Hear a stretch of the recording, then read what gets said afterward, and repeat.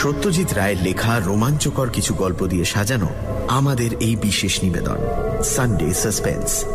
আর Sunday সাসপেন্সে আপনি শুনবেন তারিণী খুঁড়োর কীর্তিকলাপ। আজকের গল্প কনওয়ে কাসলের প্রেতাত্মা।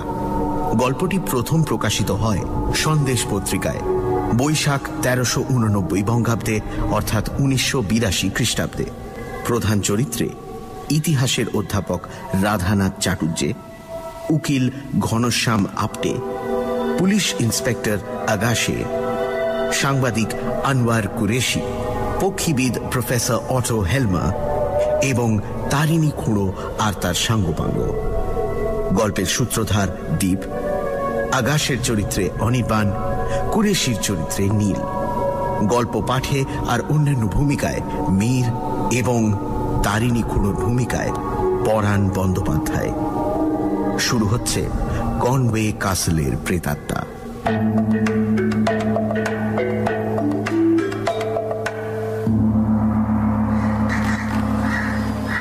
তারিণী খুঁড়ো তাঁর এক্সপোর্ট কোয়ালিটি বিড়িতে দুটো টান দিয়ে বললেন, ভূতের গল্প অনেকে বলতে পারে, তবে পার্সোনাল এক্সপিরিয়েন্স থেকে বলা গল্পের জাতি আলাদা। সেটা আর কজন পারে বলো? আপনি পারেন? প্রশ্ন করল ন্যাপলা। বলে খুঁড়ো অন্যদিকে চাইলেন। তারিণী খুঁড়োর এক্সপিরিয়েন্সের স্টক যে অফুরন্ত সেটা আমরা জানি। এই সেদিন অবধি সারা দেশময় টোটো করে বেরিয়েছেন। ভারতবর্ষের ৩৩টা শহরে ৫৬ রকম কাজ করেছেন উপার্জনের জন্য। তবে ১ বছরের বেশি কোনো কাজে টিকে থাকেননি, সে ব্যবসায়ী হোক আর চাকরিই হোক। এখন ৬৪ বছর বয়সে চরকিবাজি থামিয়ে কলকাতায় এসে রয়েছেন বেনেটোলা লেনে একটা ফ্ল্যাট নিয়ে। এখানে বলে রাখি, তারিণী খুঁড়ো সকলেরই খুঁড়ো। বাবাও খুঁড়ো বলেন, আমিও বলি। ন্যাপলা একবার ওকে দাদু বলেছিল, তাহাতে খুঁড়ো মহা ক্ষেপে বললেন, এখনো বাস না পেলে অক্লেশে হেঁটে আসি বেনেটোলা টু বালিগঞ্জ। দাদু আবার কি? খুঁড়ো বলবি। আমি আর পাড়ার ৫টি ছেলে মিলে আমাদের দল। আমাদের বাড়িতেই আসেন তারিণী খুঁড়ো। এলেই খবর চলে যায়, আর ৫ জন তুরান্ত চলে আসে খুঁড়োর গল্পের লোভে। একটা গল্পে পুরো একটা সন্ধে কেটে যায়। খুঁড়ো বলেন, আটের খাতিরে খানিকটা রং চড়ানো ছাড়া গল্পগুলো ১৬ আনা সত্যি।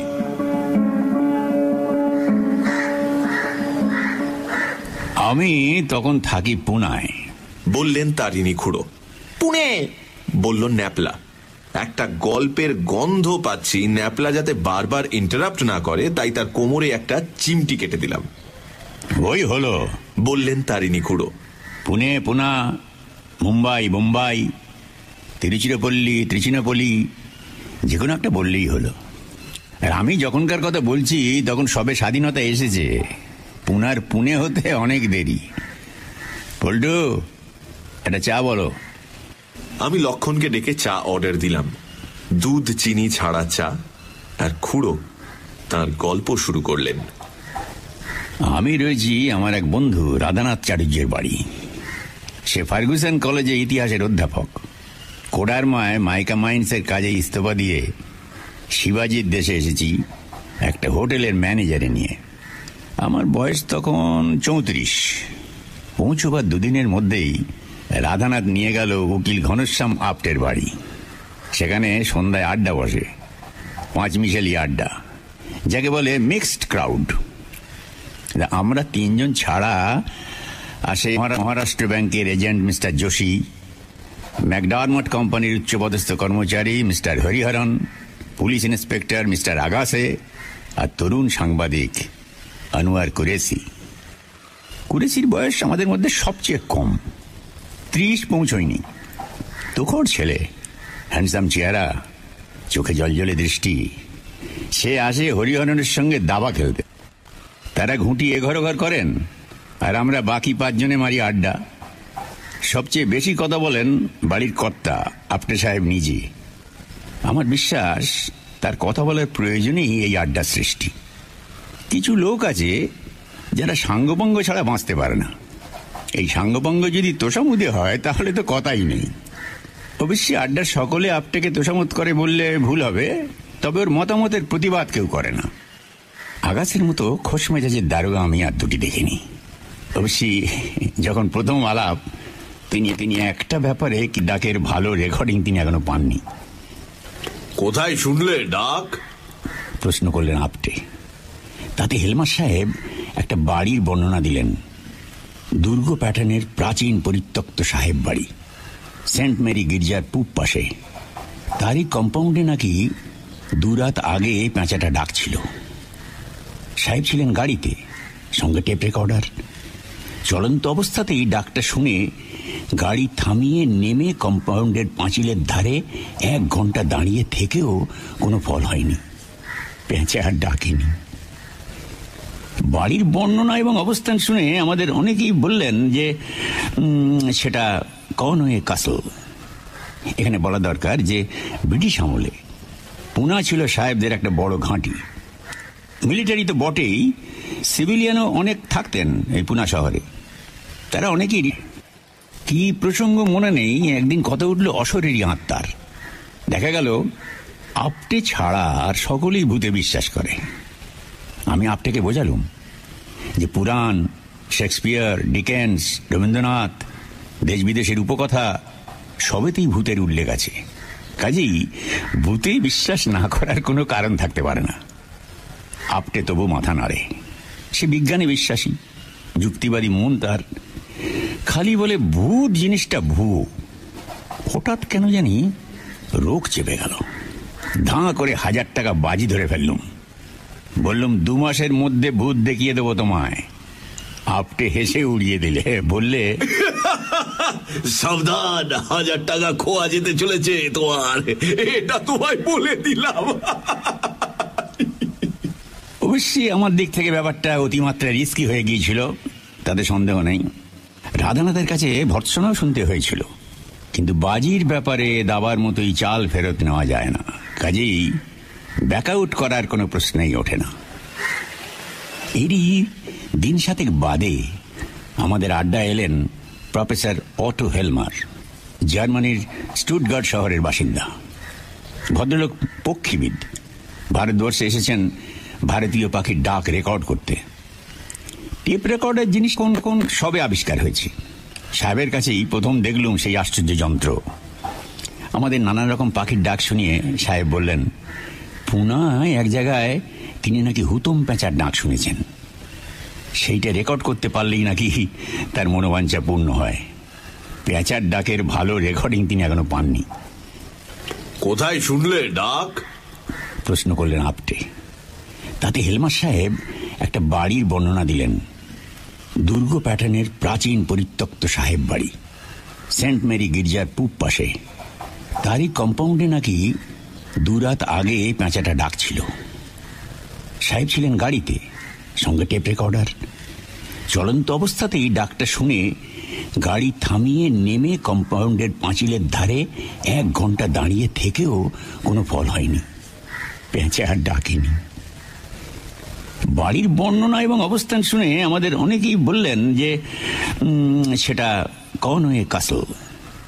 এখানে বলা দরকার যে ব্রিটিশ আমলে পুনা ছিল সাহেবদের একটা বড় ঘাঁটি।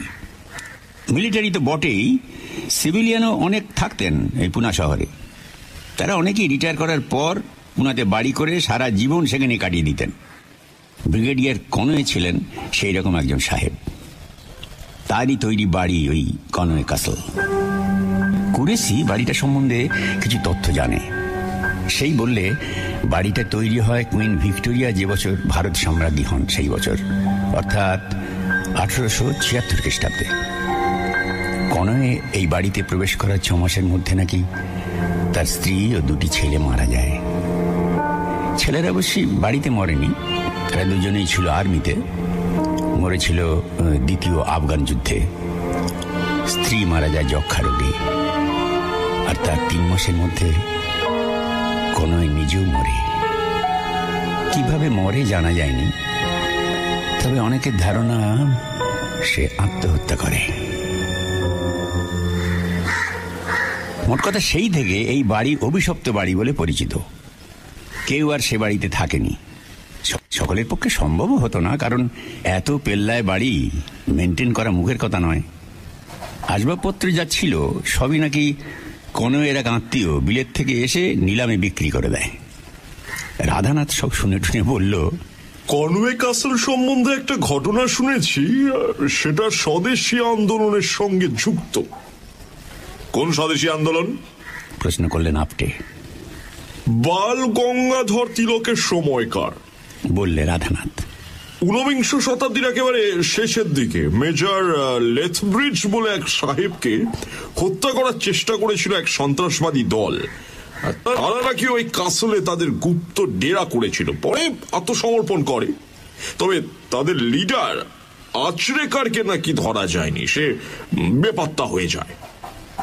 কনওয়ে কাসলে খোঁজ করা হয়েছিল কি? আপনি প্রশ্ন করলেন। আগাসে হো হো করে হেসে উঠলেন। মিস্টার আপটে, পুলিশও মানুষ, তাদেরও ভূতের ভয় আছে। ওই অভিশপ্ত বাড়ি রেড করতে গেলে রীতিমতো হিম্মত লাগে। এদিকে আমার কৌতূহল জাগিয়ে উঠেছে। ছেলেবেলা থেকেই ডান পিঠে মোর শখ, সেটা 34 বছরেও পুরোপুরি বজায় আছে। পরপর অতগুলো মৃত্যু যেখানে ঘটেছে, সেই বাড়ির ভেতরে দু একটা প্রেতাত্মা বসবাস করবে নাকি? বাজি জেতার পক্ষে এই যে একটা বড় সুযোগ। এর কিছুদিন পরেই হেলমার সাহেব আবার এলেন আড্ডায়, তার টেলিফোন কেন টেপ রেকর্ডার নিয়ে। ভদ্রলোকের বাঁ কবজিতে ব্যান্ডেজ। বললেন, কাঁটা ঝোপে হাত কেটে গেছে। মুখের ভাব দেখে বোঝা যাচ্ছে না সুখবর না দুঃসংবাদ। তাকে বসতে দিয়ে সকলেই তার দিকে জিজ্ঞাসা দৃষ্টি দিলুম। হুতুমের ডাক শোনা যাবে কি? হেলমার কপালের ঘাম মুছে বললেন, জাগ তুলতে পেরেছি, তবে পারফেক্ট হলো না। রাত 12টার পর পেঁচাটা ডাকলো, সঙ্গে সঙ্গে মেশিন চালু করলাম। তখন শহরের অন্য শব্দ প্রায় নেই বললেই চলে। নিয়ম মতো নিখুঁত রেকর্ডিং হবার কথা। দেখো কি হয়েছে।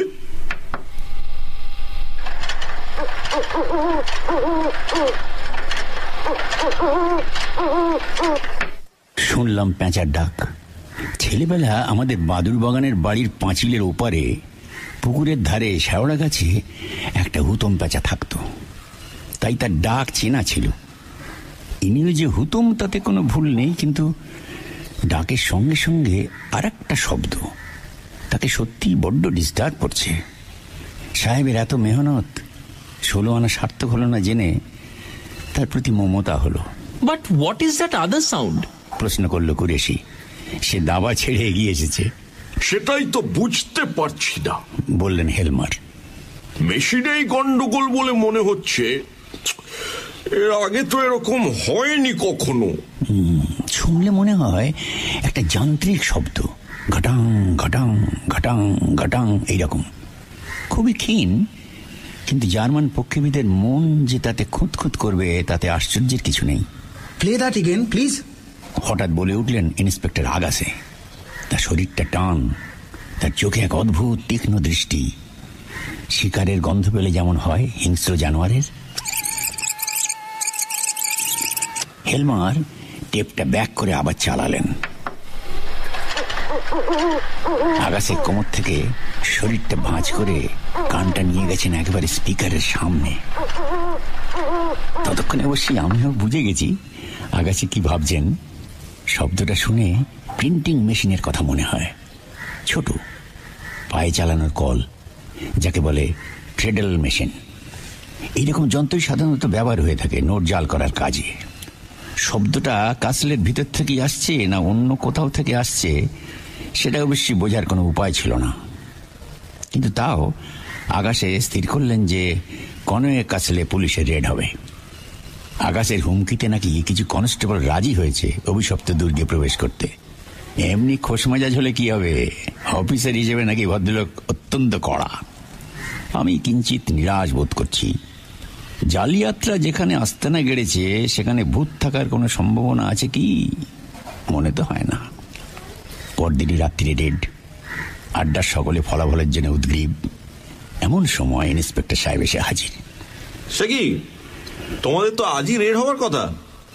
আমাদের হয়ে আপনি বিস্ময় প্রকাশ করলেন আগাছে একটা বোকা হাসি হেসে মাথা নেড়ে সোফায় বসে পড়লেন।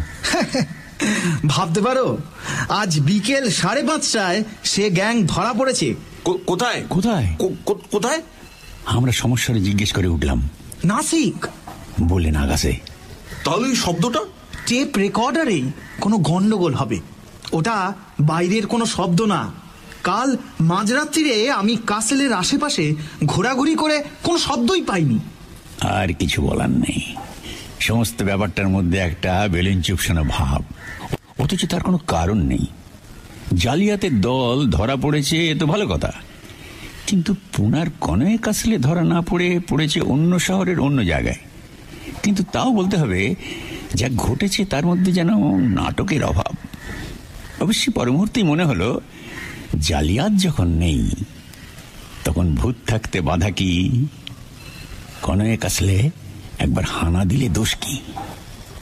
চাটা শেষ করে আমি কথাটা বেড়ে বসলাম। কে কে যেতে রাজি আছো বলো?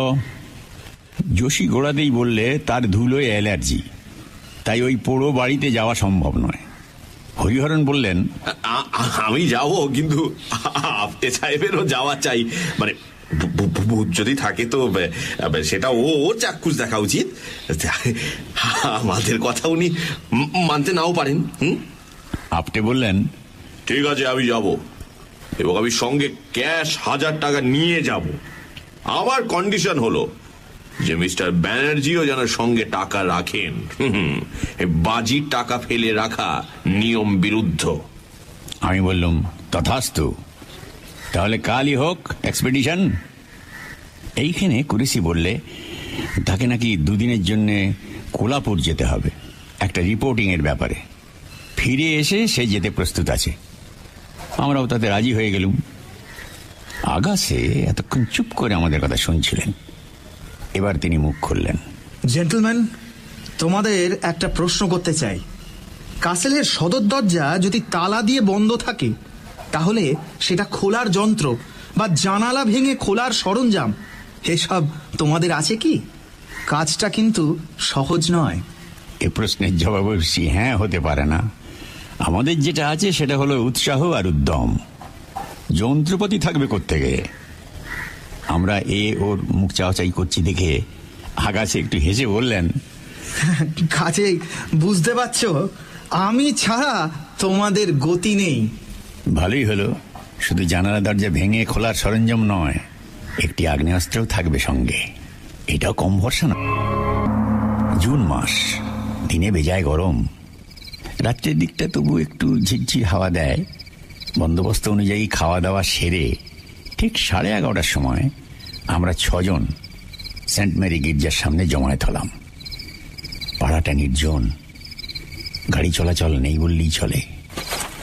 আমরা দল বেঁধে গেলাম কনয়ে কাসলের দিকে। ফটক থেকে কাসলের দরজা অবধি লম্বা রাস্তা। এককালে এবার ছাড় ছিল রাস্তাটার, সেটা আঁচ করা যায়। এখন পথ বলতে প্রায় কিছুই নেই। টর্চের আলোয় কোনো রকমে আগাছা বাঁচিয়ে পা ফেলতে হয়। বাড়িটা আমাদের সামনে অনেকখানি জায়গায় জুড়ে এক বিশাল প্রেতপুরীর মতো দাঁড়িয়ে আছে। কেউ যে কোশমিন কালেও সেখানে ছিল সেটা এখন আর বিশ্বাস হয় না। দলে আছি বলে রক্ষে, না হলে যতই ডান পিটে হই না কেন, 80 বছরের মধ্যে মানুষের পা পড়েনি এমন একটা থমথমে অন্ধকার অট্টালিকার সামনে দাঁড়িয়ে বুকের মধ্যে যে একটা ট্রেডল মেশিন চলতে শুরু করেছে সেটা তো অস্বীকার করা যায় না। আকাশে সদর দরজা ঠেলা দিতেই সেটা একটা জান্ত আর্তনাদ করে ধীরে ধীরে খুলে গেল। আর সেই সঙ্গে ইঁদুর, বাদুর, পায়রা, চামচিকে, গিরগিটি, ছুঁচো মেশানো একটা গন্ধর ধাক্কায় আমরা সকলেই বেশ কয়েক হাত পিছিয়ে গেলুম। তারপর দুরু দুরু বক্ষে সবাই মিলে ঢুকলুম ভেতরে।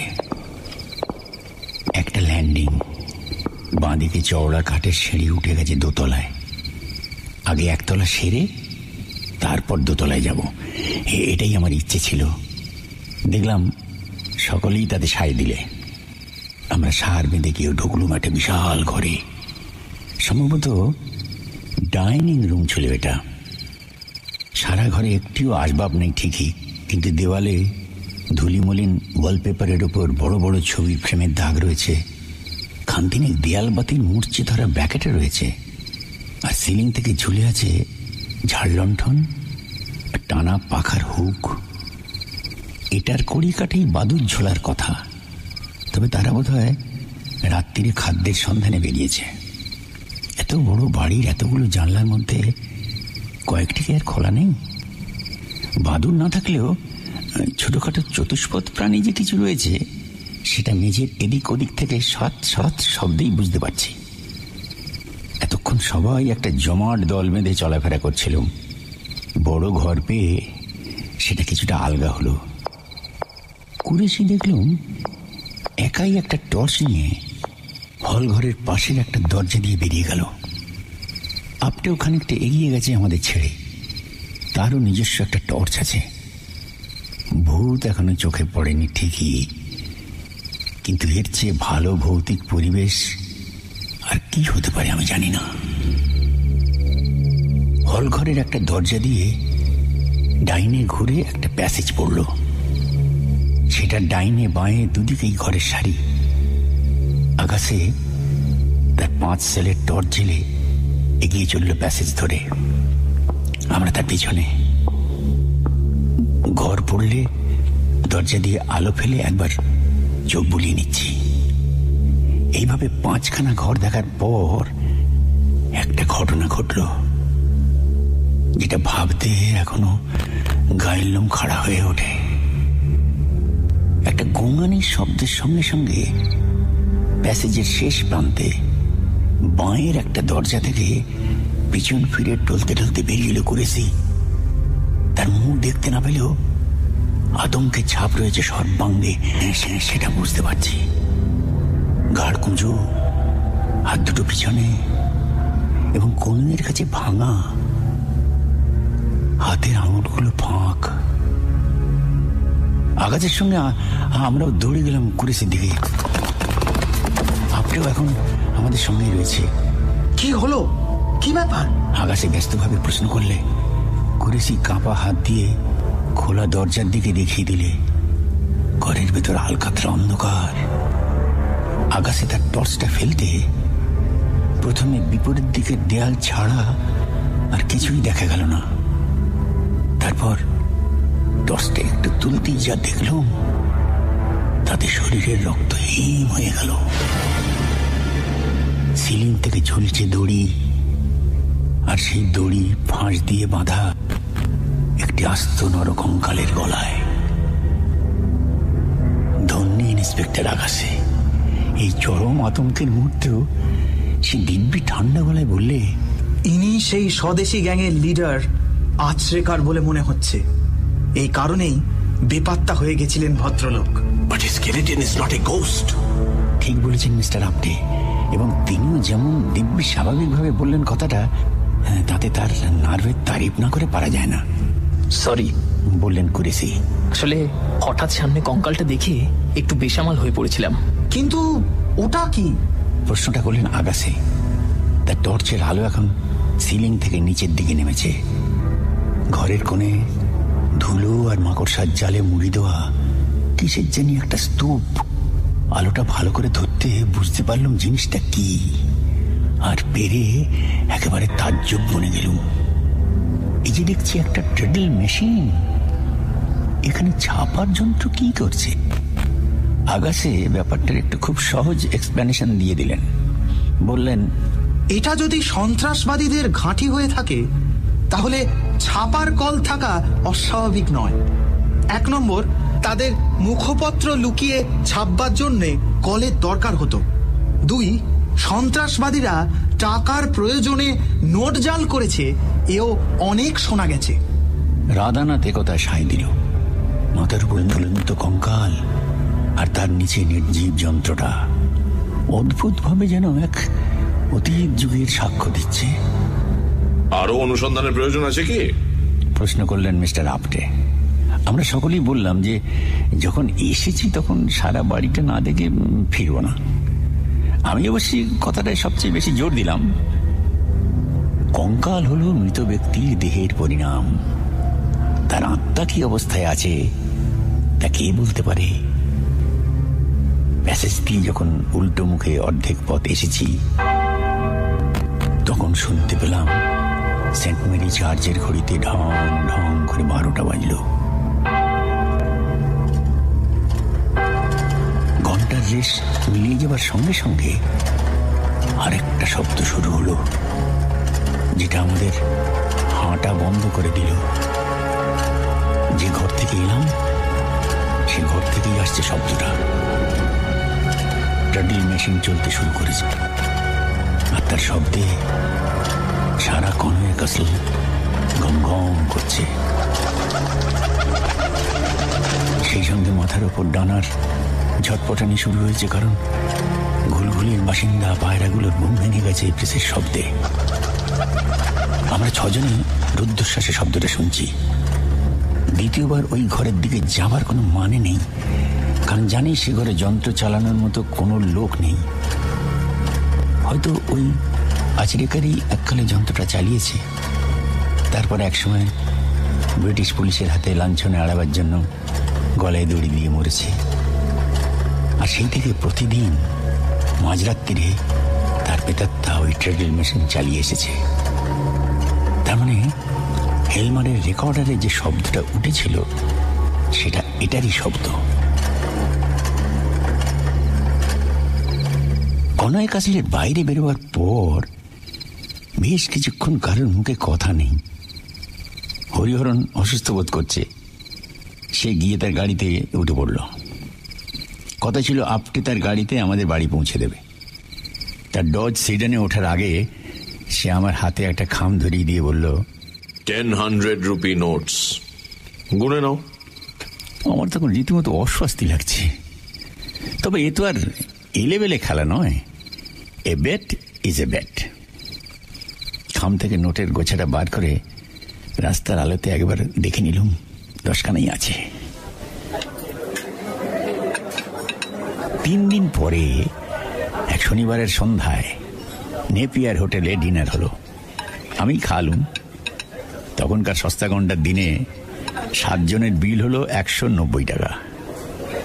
আজ হলে বড় হোটেলে 7 জনের 5 কোর্স ডিনার 1000 টাকায় হতো কিনা সন্দেহ। গল্প শুনে ন্যাপলা বলল, তাহলে খুব দাম মারলেন বলুন। খুড়ো উত্তর দিতে একটু সময় নিলেন, কারণ সদ্য আনা 3য় কাপ চায়ে গলা ভেজানো আছে, তারপর বিড়ি ধরানো আছে। তা বটে। অবশেষে বললেন খুড়ো, তবে ঘটনা শেষ এখানেই নয়। আমরা সকলেই প্রশ্ন করলাম, এরপরে আর কি থাকতে পারে সেটা ভেবে পাচ্ছিলাম না। তারিণী খুড়ো বলে চললেন, ঘটনার কদিন পরে এক সকালে আমাদের বাড়িতে এসে হাজির হলো আমাদের আড্ডার সাংবাদিক আনোয়ার কুরেশি। বললে, আমার গাড়ি আছে, তোমাদের একটা জায়গায় নিয়ে যেতে চাই, ব্যাস 20 মিনিট মতন স্পেয়ার করতে হবে। কৌতূহল হলো। রাধানাথ আর আমি গিয়ে উঠলুম তার গাড়িতে। কুরেশি নিজে ড্রাইভ করে। কিছুদূর যেতেই বুঝলাম গাড়ি চলেছে আবার সেই কনওয়ে ক্যাসলের দিকে। কেন যাচ্ছে সে কথা বললে না ছোকরা, খালি বললে এ কদিনে সে নাকি আরো তথ্য আবিষ্কার করেছে কনওয়ে সাহেব সম্বন্ধে। একটি খবর নাকি বিলিতি কাগজে ছাপেনি, দিশি কাগজে পেয়েছে সেটা কুরেশি। ব্রিগেডিয়ার কনওয়ে তার এক পাংখাবারদারকে বুট দিয়ে লাথিয়ে মেরে ফেলেছিলেন। তাতে রাধানাথ বললে সেটা নাকি সে যুগের একটা স্বাভাবিক ঘটনা। গরমকালে মাঝরাত্রিরে পাংখাবারদার পাখা টানতে টানতে ঘুমিয়ে পড়ত। মশার কামড়ে ঘুম ভেঙে যেত সাহেবের, আর তখন রেগে দিক বিদিক জ্ঞান হারিয়ে এমন প্রহার করত ভৃত্যকে যে সে বেচারা অনেক সময় মরেই যেত। মিনিট 5 মধ্যেই গাড়ি গিয়ে থামলো কনওয়ে ক্যাসলের গেটের সামনে। কুরেশির পিছন পিছন গিয়ে ঢুকলাম ক্যাসলের ভেতর। দিনের বেলাও রীতিমতো অন্ধকার, ঢুকলে গা ছমছম করে। আমরা কি আবার সেই ঘরেই যাচ্ছি? রাধানাথের এই প্রশ্নের কোনো জবাব দিলে না কুরেশি, তবে তার লক্ষ্য যে ওই একই ঘরের দিকে তাতে কোনো সন্দেহ নেই। কি দেখব কে জানে। শিরার মধ্যে একটা চাঞ্চল্য অনুভব করছিলাম। কুরেসি ছোকরা নির্বিকার, আর তো হবে নাই বা কেন? সে ঘর যে খালি, দড়ি, কঙ্কাল, ছাপার যন্ত্র সব হাওয়া। আমাদের হতভম্ব ভাব দেখে কুরেসি হো হো করে হেসে উঠল। তারপর এক অদ্ভুত প্রশ্ন করলে, আরে আপটের বাড়িতে চা ছাড়া কিছু খেয়েছো কখনো? প্রশ্নটা অপ্রত্যাশিত হলেও বললুম, কই না তো। ওই তো বললে কুরেসি। লোকটা হাড় কঞ্জুস, তাছাড়া ওর আত্মম্বরী ভাবটাও মাঝে মাঝে ইরিটেট করে আমাকে। তুমি বাজিটা ফেলে মোটেই বুদ্ধিমানের কাজ করনি, তোমার নির্ঘাত 1000 টাকা খসতো। তাই ভাবলাম কনভে কাসলে যদি ভূতের ব্যবস্থা করতে পারি তাহলে তোমারও লাভ, উনিও জব্দ। তাই 2 দিন সময় চেয়ে নিয়েছিলাম। কঙ্কালটা আমার বন্ধু আর্টিস্ট কুলকার্নির বাড়ি থেকে আনা, প্রেডেল মেশিনটা শিবাজি জব প্রেসের। প্রোপ্রাইটার মধুকর ঢন্ডির ছেলে আমার সঙ্গে স্কুলে পড়তো, ওটার জন্য কিছু দক্ষিণা লাগবে। আর ওদেরই আপিসের এক ছোকরা অন্ধকারে ঘাপটি মেরেছিল, সেই কলটা চালায়। বেচারা অনেক মশার কামড় খেয়েছে, তাকে কিছু বকশিস দিয়েছি। আমি আর কথা বলতে দিলাম না কুরেসিকে।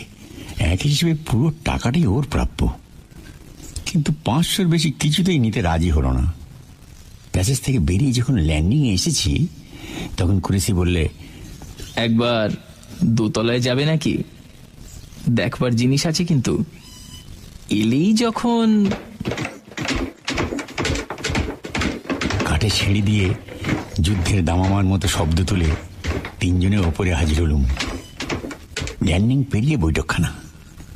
একটা সনসন মচমচ শব্দ পাচ্ছিলাম, কিন্তু সেটা যে কি সেটা বুঝতে পারছিলাম না। বৈঠকখানায় ঢুকে প্রচন্ড চমক।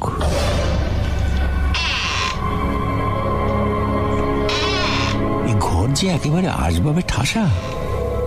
ভিক্টোরিয়া যুগের সোফা, টেবিল, আয়না, মার্বেলের মূর্তি, দেয়ালের বাতি, কার্পেট, ঝাড়লণ্ঠন, কোনোটাই বাদ নেই।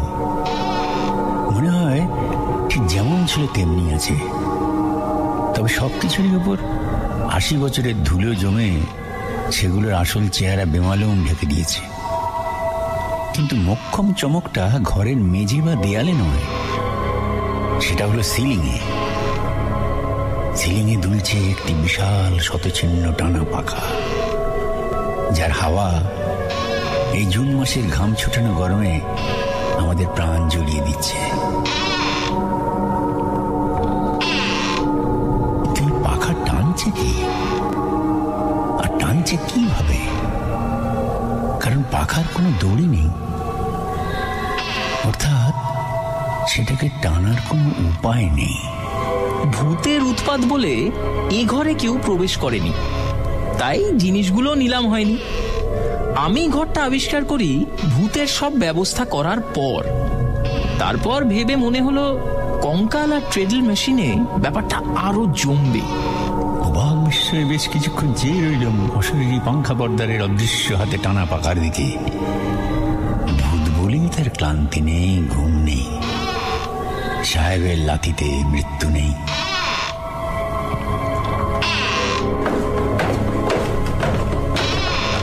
আমরা যখন সিঁড়ি দিয়ে নামছি তখনও বেশ কিছুক্ষণ ধরে শুনতে পেলাম ওই টানা পাখার শব্দ। কঙ্কাল আর ছাপার কলের ব্যাপারটা কুরেসির কারসাজি জেনে মনে একটা খচখচে গিল্টি ভাব জেগে উঠেছিল। এখন বুঝতে পারলাম দিব্যি নিশ্চিন্ত লাগছে।